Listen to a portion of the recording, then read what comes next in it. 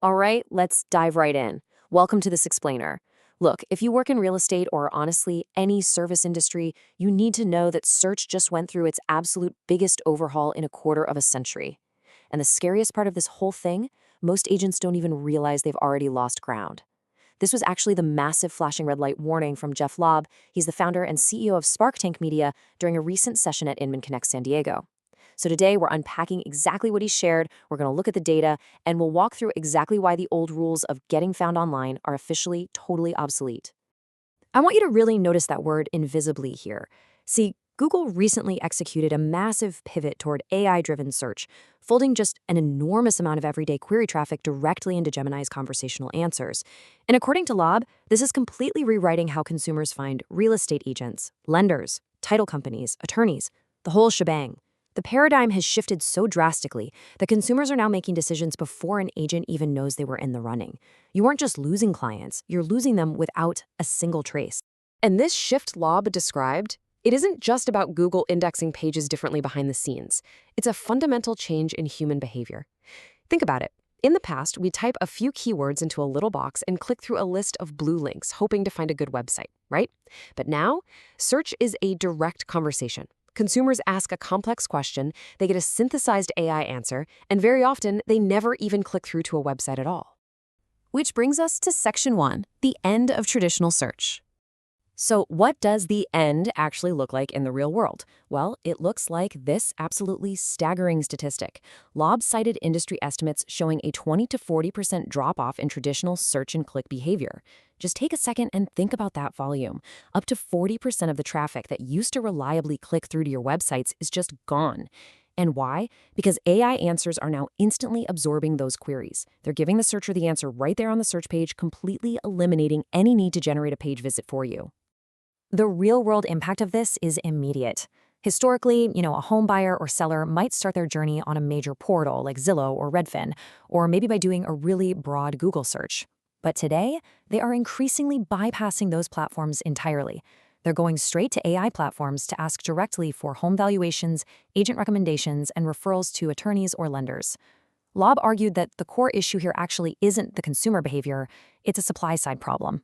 The vast majority of agents simply aren't optimized to be found in this totally new type of conversational search.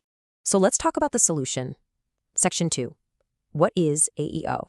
That brings us to a brand new acronym you absolutely need to know, AEO. It stands for Answer Engine Optimization.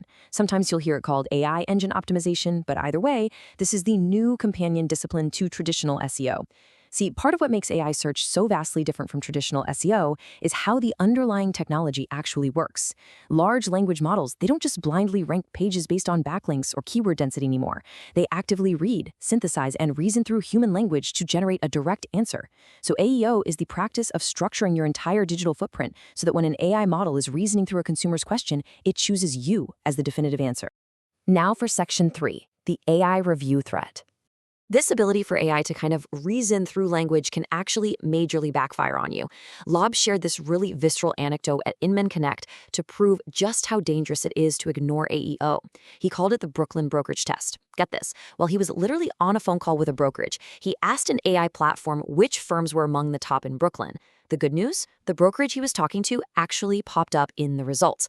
But then the AI did something completely unprompted. It offered to walk through the pros and cons of each firm on the list. And one of the cons the AI surfaced for this specific brokerage was a negative characterization of their agents as, quote, creepy. Ouch, right?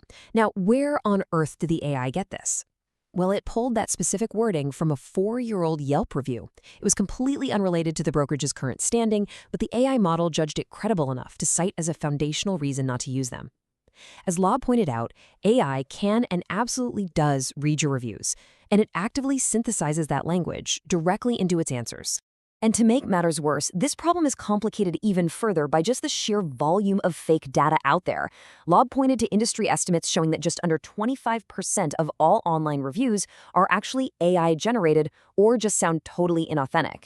He attributes this to businesses basically desperately trying to keep pace with rising review counts. Now, consumers usually can't tell the difference, but here is exactly why this matters to you. This practice severely muddies the very data sources that AI models treat as authoritative signals. You are being judged by an AI based on a data pool that is 25% polluted. Okay, let's get proactive. Section 4, the AEO Action Plan. Lobb didn't just bring doom and gloom to the stage. He provided a really concrete playbook. Step 1 is finding out exactly how consumers actually speak and what specific questions they're asking. He suggests writing down ultra-specific questions like, who's the best luxury real estate agent in Tampa to sell my waterfront condo? To actually find these queries, he recommends a couple of free tools. First is searchably.ai, which is actually his company's tool, and it scores your website's visibility for a given term from 0 to 100. Second is answerthepublic.com, which is a fantastic tool that surfaces the exact questions consumers are actively typing into search engines in a given market. And finally, you absolutely must test your own visibility in an incognito, logged-out browser window. Because if you're logged in, AI platforms will basically cater to you and associate the search with your own content. But a quick warning. As Lobb told the audience, testing incognito might just make you mad, because you might suddenly realize you aren't the name that comes up. So once you identify those key target questions, you initiate what's basically a 4-step content cascade. First, write out the direct answer as a blog post on a website that AI systems can easily crawl. Second, post a version of that to your Google business profile. Lobb emphasized that this carries massive weight right now because it feeds directly into Gemini's results. Third, repurpose that answer into graphics-based content for LinkedIn, Instagram, and Facebook. And fourth, and this is very important, record a short video under 90 seconds addressing the question directly. Lobb specifically flagged YouTube Shorts as a highly underused weapon here, simply because Google owns YouTube and uses it as a primary data source for Gemini. Now, while you're executing this plan, you also need to know exactly where AI is looking. Lobb identified 2 specific platforms dominating AI search results right now. First up is Fast Expert, which he says is punching way above its weight right now, simply by capitalizing on a total lack of competing content from individual agents. The second one, Reddit. Reddit is incredibly highly visible to AI models right now, but Lobb's warning here is super stark. It requires your active monitoring. Unmanaged Reddit threads can secretly harbor highly negative characterizations of you or your business, and AI will pull them right into its direct answers without hesitation. Which leads us to our final point, Section 5, the cost of inaction.